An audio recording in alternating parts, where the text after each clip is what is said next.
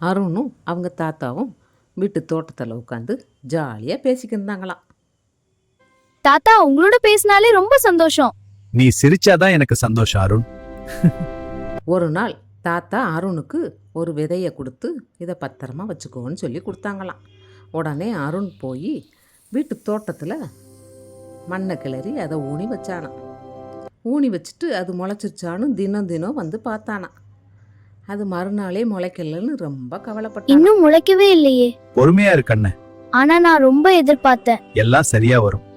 அப்போ தாத்தா சொன்னாங்களாம், ஒவ்வொன்றுக்கும் ஒரு நேரங்காலம் இருக்குல்ல. ஒரு விதை முளைச்சி வரணும்னா அதுக்குரிய நேரத்தை அதுக்கு நம்ம கொடுக்கணும்ல. கவலைப்படாதப்பா, முளைச்சிரும் அப்படின்னு சொல்லி தாத்தா அறிவுரை சொன்னாங்களாம். ஒரு நாள் விதை முளைச்சி வந்துச்சான். அருணுக்கு ரொம்ப சந்தோஷமாயிடுச்சு.